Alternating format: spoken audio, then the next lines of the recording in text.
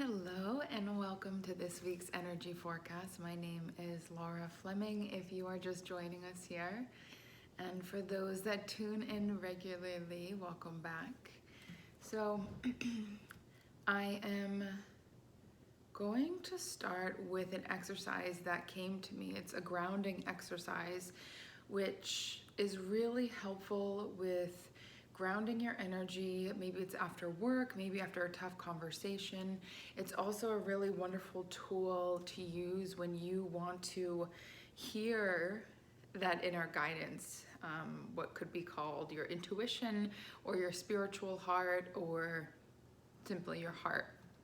So I'm going to guide us through a little grounding kind of opening exercise to begin with. So I'm going to back up so you can see me a little bit more. So first I want to invite you to close your eyes if you feel comfortable doing so. You can keep them open, that's totally fine as well. And first I'm going to invite you to bring your attention to the very center of your chest, your spiritual heart. And in this center here, in the middle of your chest, I'm going to invite you to imagine a beautiful bright green color. And just take some deep breaths into your heart here. Imagining a green color filling this space. It could be lime green, could be forest green, whatever green comes to mind. A couple more breaths, just imagining maybe the light grows as you breathe, maybe it kind of comes in and out. However it shows up for you is totally acceptable. So another breath here. And then I'm going to ask you to keep your attention on your heart while also imagining, visualizing a really deep color of red. Maybe considered like root red, root chakra red, or like a burgundy color red. And so from that heart center, imagine this red line going down the middle of your body, all the way through your tailbone, down through your feet, into the center of the earth, as far down as you can possibly imagine. Almost like roots of a tree branching deeply down into the earth. So again, we're just using our imagination here. There's no right way to do it. And use your breath as best you can. Breathing that red color again from the heart down through the entire channel of your body, down deep down into the earth. And then on an in-breath, breathe that red all the way back up into the heart center. And another breath, pushing that red all the way down that line of energy into the ground as far as you can go. I actually try to imagine this root wrapping around the center of the earth with the intention of really grounding me all the way down to the core of the earth. And breathing that red color back up to your heart. And then we can let go of the red for just a moment and focus again on the green in the center of your heart. Nice breath in here. Relaxing your shoulders, relaxing your jaw. Remember, there's no right way to do this. It's just the intention that matters. I intend to ground myself, to connect to my center. Now, from the top of the heart center space, I want you to imagine a beautiful color purple or indigo. And that purplish color is going to go from the very top of your heart up through your throat, up through the center of your head, up through your brain, out through the very top of your head. And imagine it coming about a foot or so above your head. That purple color almost coming up through the top of your head like a fountain, and using your breath. So I like to breathe in and then breathe out. Imagine that purple shooting out the top of my head in that fountain out, even imagining the purple coming over your shoulders if that feels good. Just allow your mind to kind of take you on this trip. And what this purple is doing, I'm going to invite you to keep breathing, keep imagining from that heart a beautiful line of purple shooting up and then coming back down and up again. And what we're connecting to here is our highest self. So this self that knows our shadow side, knows our wonderful qualities, and is guiding us for the highest good of all involved. It's called the higher self.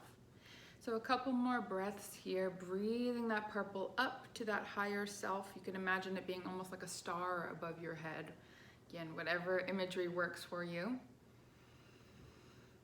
And one breath just like that, and then we're gonna come back down into the heart, into that color green. So now, if you'd like to, you can open your eyes, and I'm gonna show you something with my hands here. So we have the purple up top, we have the deep red root coming down our center. So we're gonna actually switch the two, or intersect. We could imagine braiding them, swirling them together. So what I like to do with my hands, I like to imagine taking the purple and the red here, and I kind of do this like flick. So the red is shooting up through the top of my head now, the purple being pulled down, anchored down to the center of the earth. And you just keep breathing. Again, allow your imagination to kind of take you on this trip. But again, crisscrossing these colors, maybe they intertwine with one another. The red root reaching up to the higher self through the crown, and that purple moving through your belly, your hips, your tailbone, your feet, all the way down into the center of the earth. And just breathe.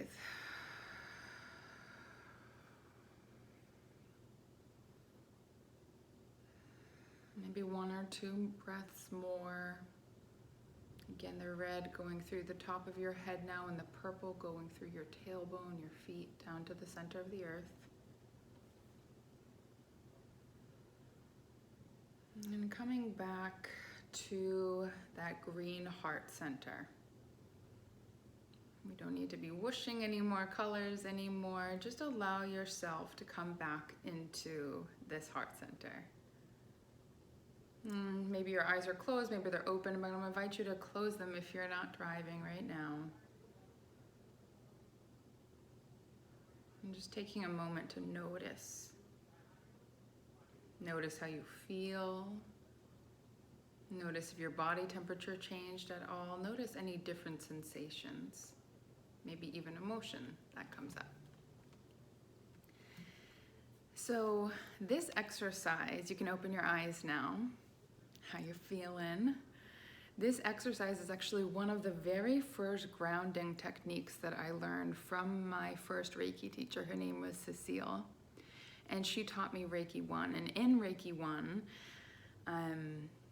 this was the first exercise we did, and in my meditation today, this came to me, and I was like, oh my goodness, this is such a nice practice. Just to, I mean, you could be walking, you could be talking with someone and kind of be imagining you becoming more grounded through rooting yourself through your heart.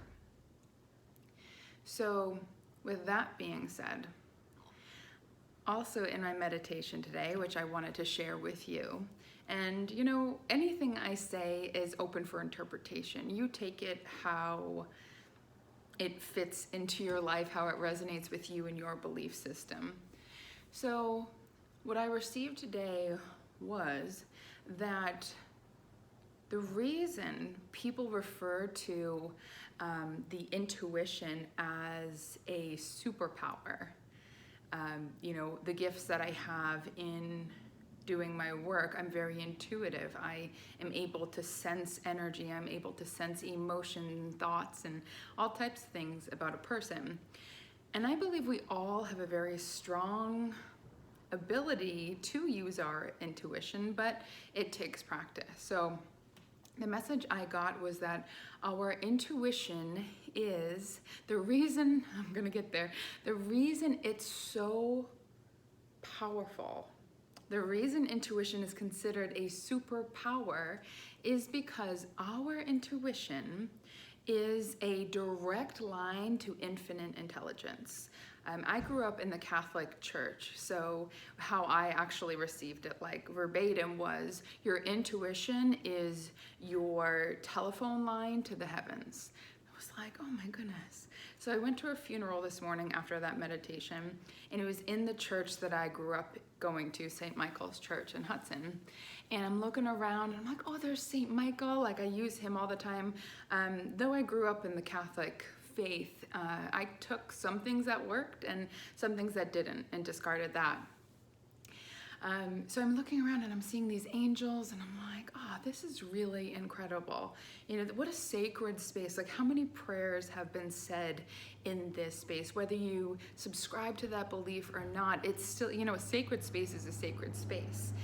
I went to Jerusalem, I don't know how long ago now, a while ago now.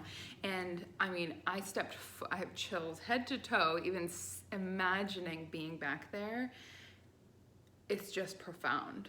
Again, the healing that's gone on there, the incredible people that have walked those roads, the prayers that have been said for others, the Wailing Wall, it's just divine. It is a sacred space.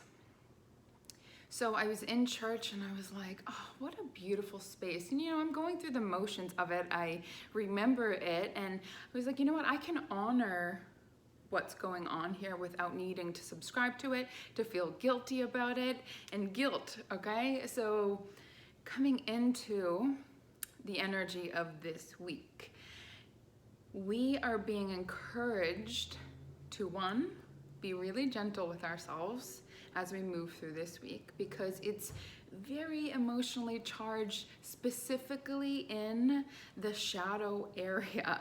So the shadows, like the aspects of you that you have deemed unacceptable in some form or another. Your mind, your ego has said, like, yeah, we should do away with that tendency because mom said you're really bad when you do that. Or like me growing up, I went to Catholic school all the way through senior year of high school, and very much so subscribe to this kind of guilt and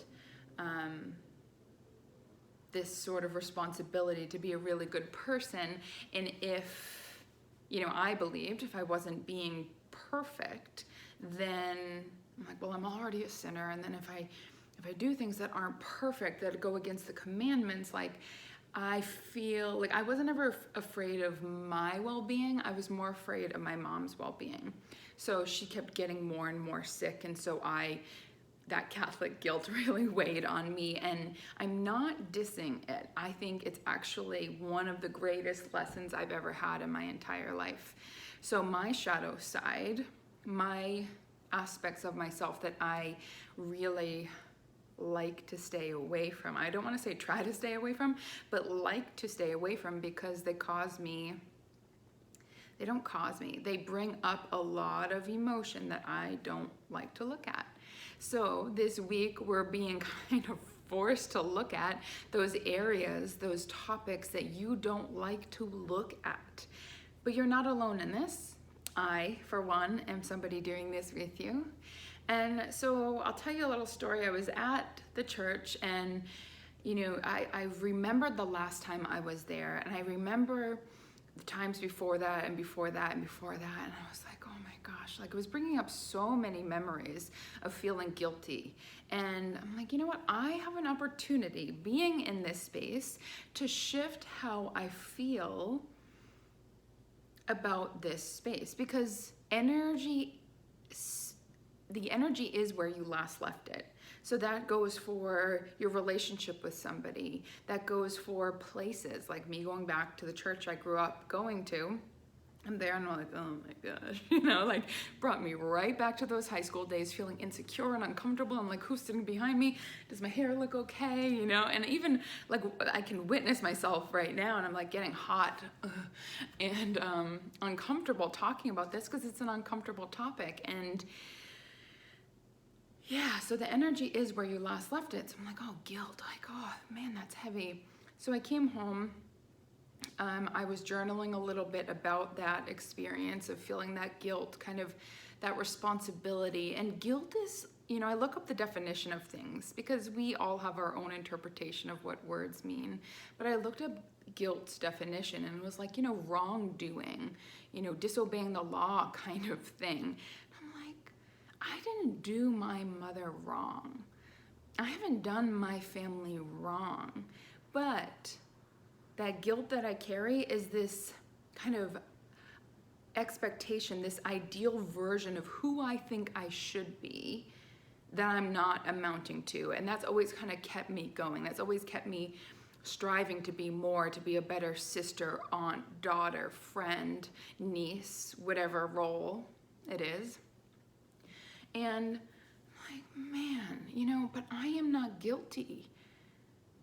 There is nothing to feel guilt about. I have not done anything wrong. I'm a human.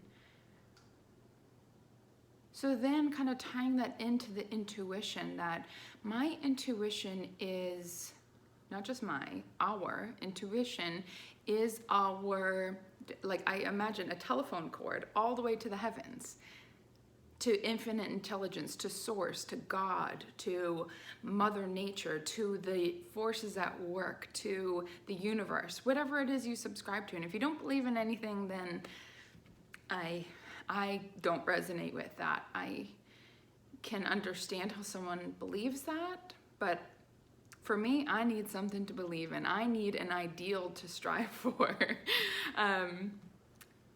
Anyways, so our intuition is the lifeline, is the phone a friend, is that connection to upstairs, to our higher self, which we connected to in that little grounding meditation there.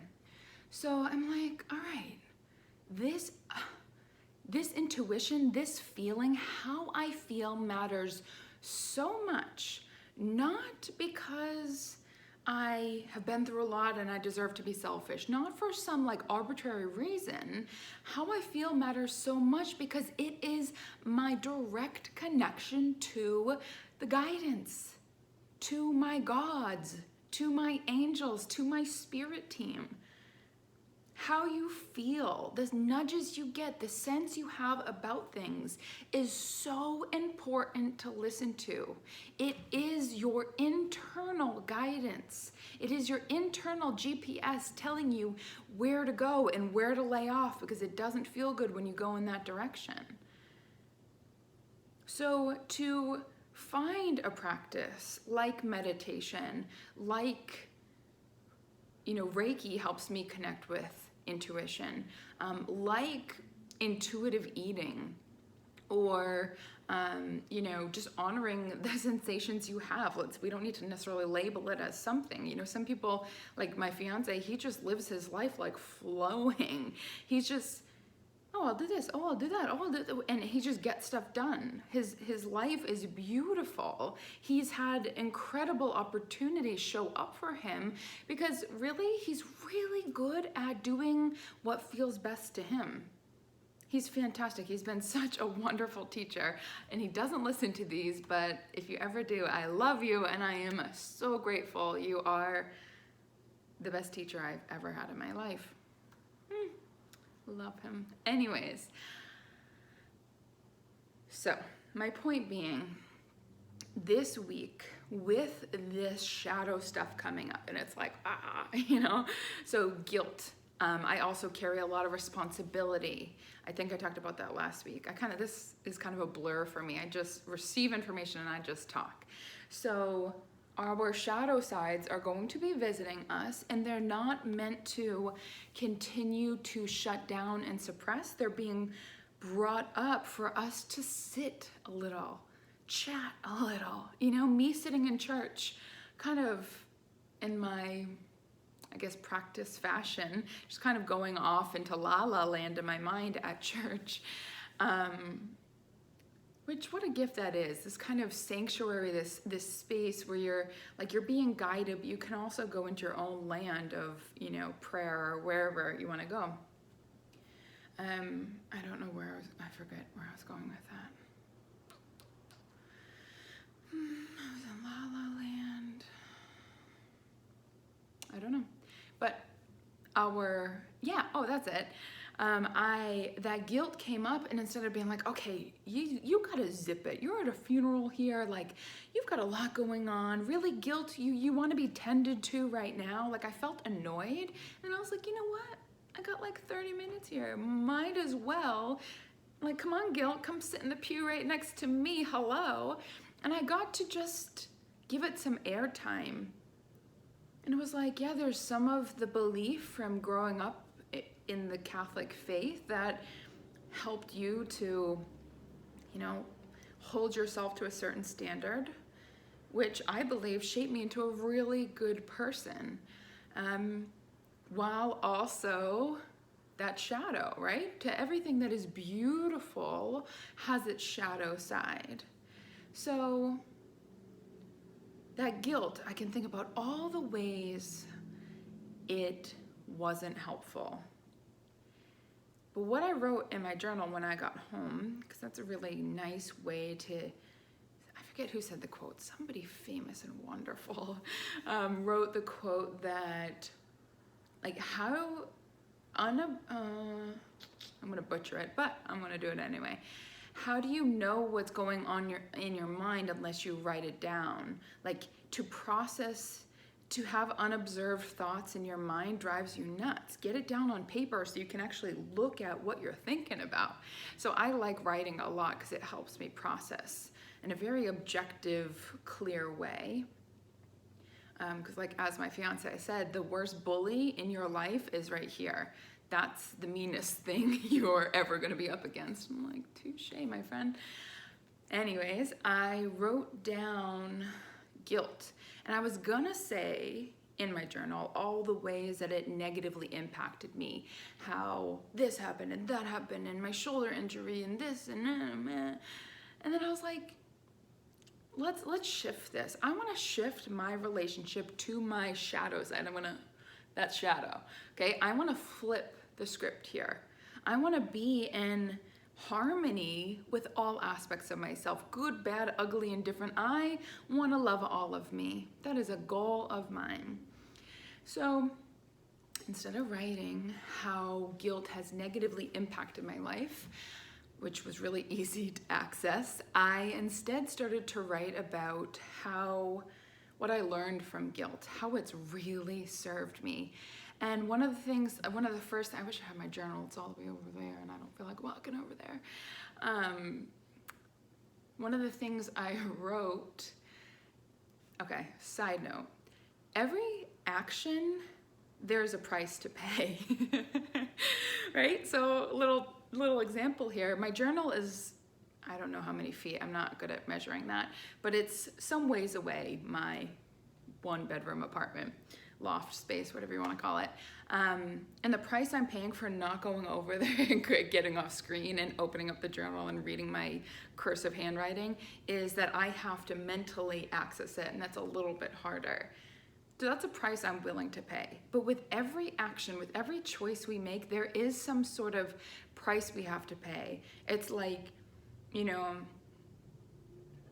exercising. It's like, it sucks while it's happening, but so that's the price you pay, right? It sucks, your muscles burn, you're tired, you're more hungry, you have to recover and all of that. But the price you pay for not exercising could be deteriorating health at a faster rate than you would really like. So there's always a price to pay.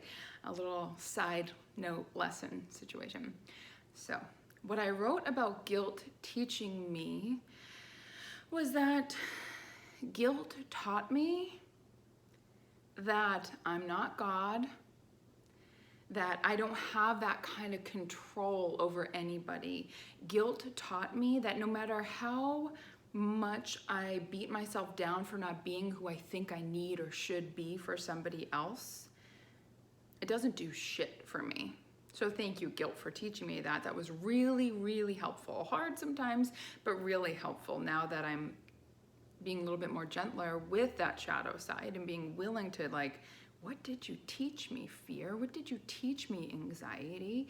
Because in every situation, there's clarity to be had. Another thing guilt taught me was how to choose myself, because I am in control of how I feel, pretty much for the most part. I am in control of what I focus on. I am in control of my actions. So guilt taught me that as much as I try to influence someone else's life, like my mom's, I wanted her to be well so bad. And so I thought by being a really good girl, I would influence her wellness. And I mean, she lived for quite a long time. So that was one part of my brain. I'm like, maybe I did that, which is, you know, my ego talking here. I didn't do that. Every person's path is their own. And yes, each of us have a part to play in each other's lives, but ultimately we have free will. That's the beautiful thing about being human. We have free will. So it was like no amount of me behaving in a certain way makes or breaks someone's life. So it's really up to me. Thank you, guilt, for showing me. It's up to me to make sure I'm well taken care of, that I'm comfortable with my actions or inactions, and I make peace with that. But I can't make, you know, I can't influence others. I can't make someone know their value. I can't make someone meditate. I can't make someone understand that they are worthy and whole and complete. That is a journey. That is for you. And you know what? I wouldn't want to rob you of that self-realization. I have a hair in my eye. Because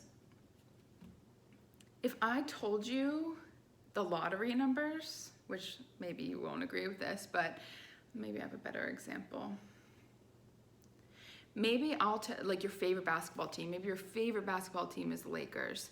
And if I told you I'm psychic and I can see they win by 6 points and, you know, overtime or whatever, and you're like, okay, cool, thanks. Like that's really awesome.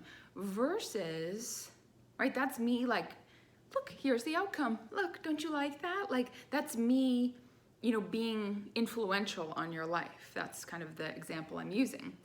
And versus you going to the game, watching the game, cheering with your buddy, getting, oh no, they're gonna, oh, and then they win, right? And you're, oh yeah, they won. See the difference there? We're so interesting as humans because a part of us, like, I just want to get there now. But do we really? Or is it about who we become on our way to that? The experiences we have on the way to the Lakers winning the game by 6 points and you on the edge of your seat the entire time because you got big money on that game. You know what I mean? So guilt taught me that this is my shadow, you know? Our shadow sides have so much to teach us. Guilt taught me that, Laura, you are your business. You don't have to worry about anyone else. You just be a clear channel of who you want to be. I want to be loving. I want to be kind. I want to be confident. I want to feel full of myself. I want to be elated on the regular. I want to have fun. I want to have adventure. I want to feel good. And I'm also wanting to accept that there's times that I'm not going to feel good and I don't need to be mad at myself about it. I can simply just embrace that and know, like in church where I'm feeling sad and for myself and the family and I'm like, oh, he's dead and and then at the same time I'm like, what a beautiful gift that gave me to process the guilt.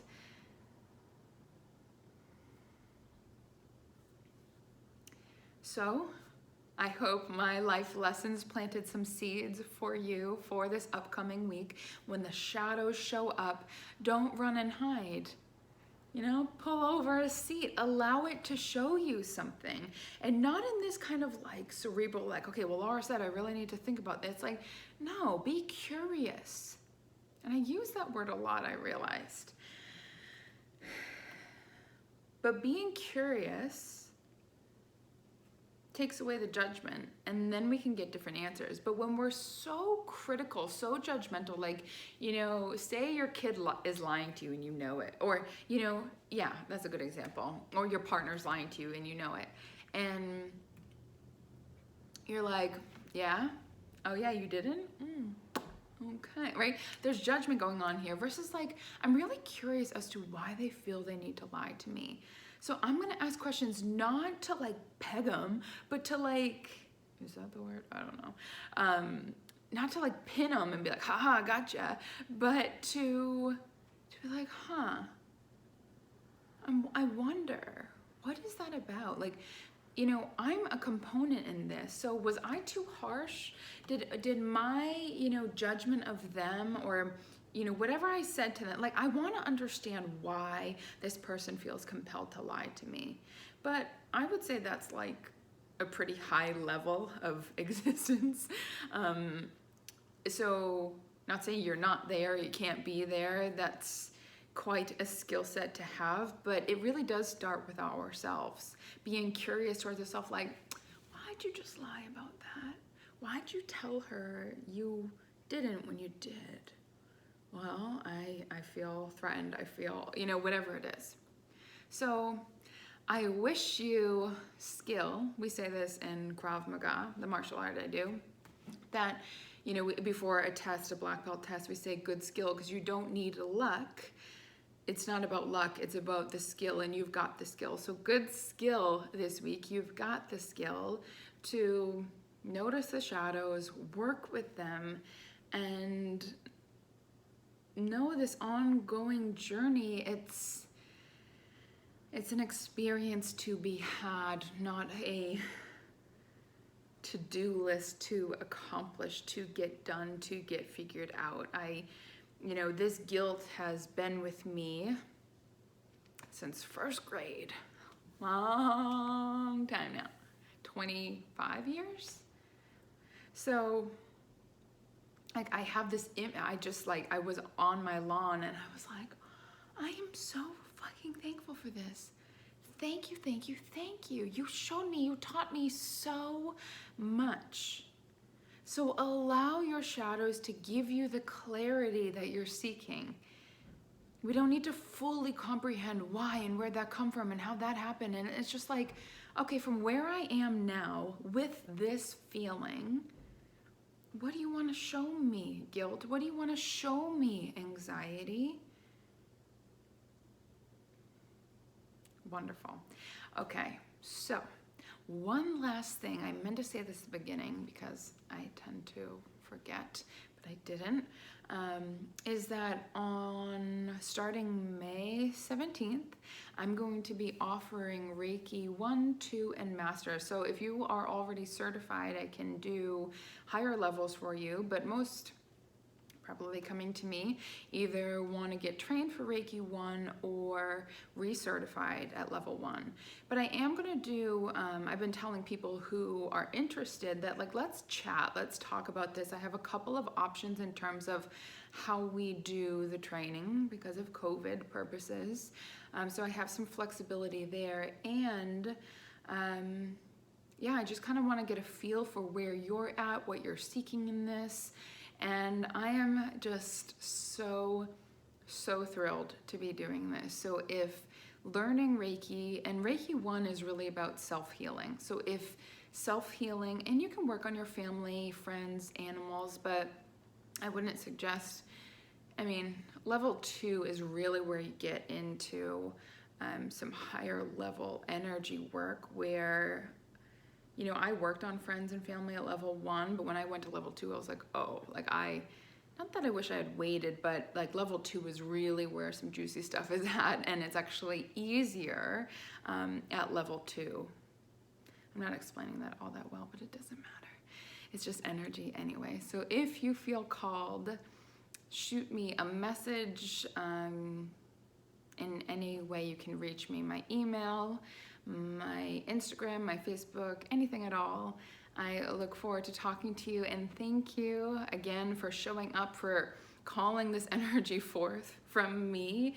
I greatly appreciate you. Every week, take good care of yourself, and whenever you feel the need, you can come back to that grounding exercise and use it after work, after computer time, after an argument, or if you just want to connect with yourself, connect to that knowing heart, that intuition. It'll be really helpful. Alrighty, take good care. I'll talk to you soon.